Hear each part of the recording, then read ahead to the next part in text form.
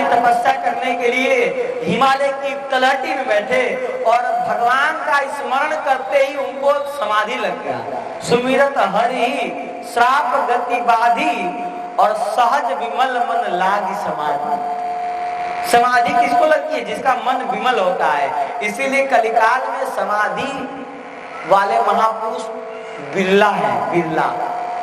ऐसा नहीं कि नहीं है, धर्म का कभी नाश नहीं होता है, पूर्णतः थोड़े ही रूप में रहे पर धर्म बचा हुआ रहता है। अगर पूर्णतः नष्ट हो जाएगा तो आप लोग आते, एक भी लोग आते, नाच में कितने लोग आते हैं, पर कथा में आते हैं ना भाई, 10 लोग आते तो हैं। इसका मतलब 10 लोगों में धर्म तो है। भले नचनियों के पास लाखों लोग चले जाए, भाई कलिकाल है, अधर्म फैला हुआ है, बोलबाला है अधर्म का, क्योंकि ये कलयुग अधर्म का ही तो युग है। पर वो 10 लोग हमेशा सुरक्षित रहेंगे महाराज, क्योंकि अधर्म, अगर धर्म का नाश हो गया तो पृथ्वी टिक के नहीं रह पाएगी। इसीलिए धर्म सुरक्षित रहता है किसी न किसी मात्रा में महाराज। आगे चलते हैं। देवर्षि नारद जी को श्राप था। श्राप क्या था? कि आप एक घड़ी से अधिक कहीं नहीं रह सकते। पर जैसे ही भगवान का स्मरण किया तो उनका सहज श्राप की गति को रोक दिया उन्होंने। यानी कि अगर आपके जीवन में कोई श्राप भी लगा हो तो भगवान के स्मरण करने मात्र से श्राप की गति को आप रोक सकते हैं। यानी कि भविष्य में जो नहीं होने वाला है वो भी आप कर सकते हैं। सहज विमल मन लागी समाधि। समाधि लगी। अब देखो नारद जी कभी समाधि में नहीं बैठते, पर बैठे जल्दी नहीं बैठते, उनको नारायण नारायण करते हुए, कीर्तन करते हुए नारद जी घूमते ही रहते हैं। एकमात्र काम करते हैं, हरि कीर्तन करते नारद जी, बस एकमात्र काम करते। पर बैठ गया तो देवता के राजा इंद्र को शक हो गया कि नारद जी को लगता है कि इंद्र लोक से प्रेम हो गया है, इंद्र हमारे गद्दी पे बैठना चाहते हैं। जो कोई बड़ा होने लगता है ना तो नेता, आज के नेताओं को टेंशन हो जाता है कि कहीं बाबा जी बड़ा आदमी बन गया, धीरे धीरे कृष्ण शास्त्री कितने बड़े पद पे गए, तो नेताओं को टेंशन होता है कि अरे देखो ना ये भी नेतागिरी करना चाहता है।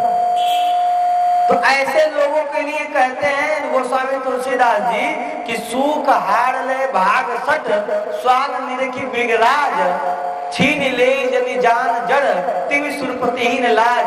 जैसे कुत्ता सूखे हुए हड्डी को उठा लेता है और सिंह अगर सामने आता है तो सोचता है कि सिंह हमारा छीन के ले जाएगा हड्डी।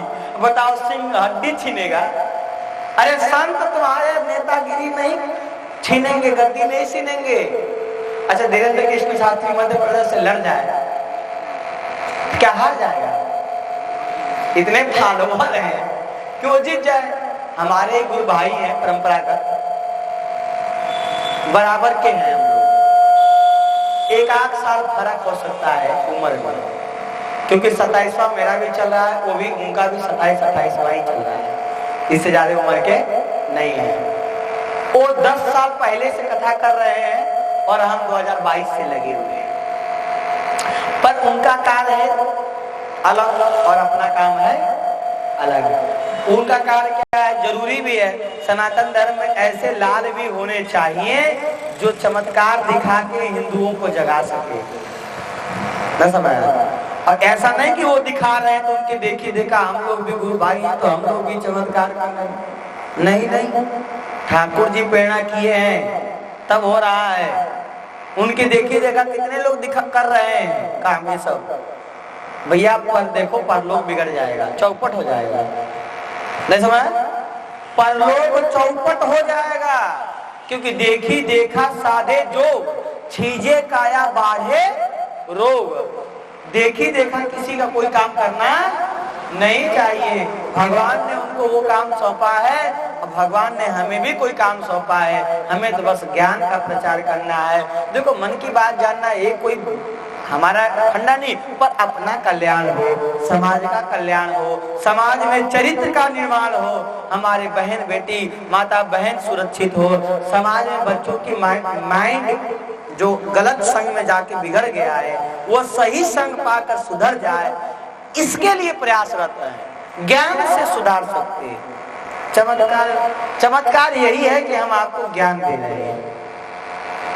ऐसे बड़ा चमत्कार नहीं हो सकता कि बिना डिमांड के दे रहे हैं, मतलब कोई डिमांड कहीं नहीं रखते हैं। सामाजिक रूप से जो हमको मिलता है, अगले बार भी किए थे, इस बार भी ऐसे ही आए, और एक दो नहीं 163वां कथा चल रहा है, 1100 कथा करना है भैया, चलते रहेगी कथा, तो रुकने वाली नहीं है।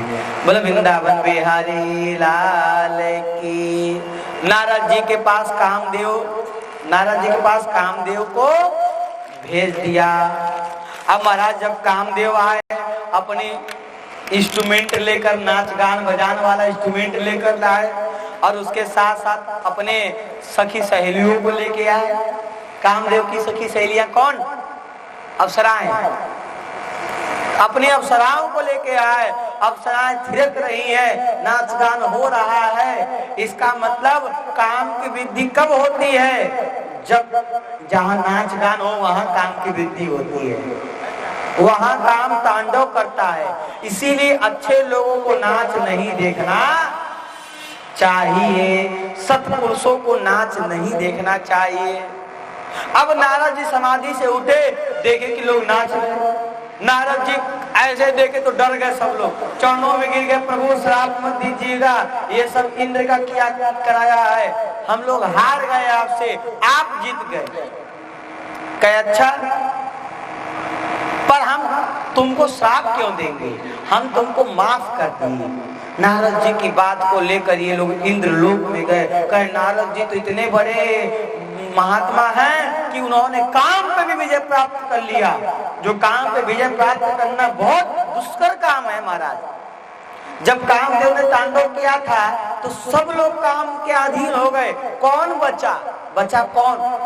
हमारी सामर्थ्य नहीं कि मैं काम से बच सकता हूँ, पर भगवान बचा के रखेंगे तो बचूंगा।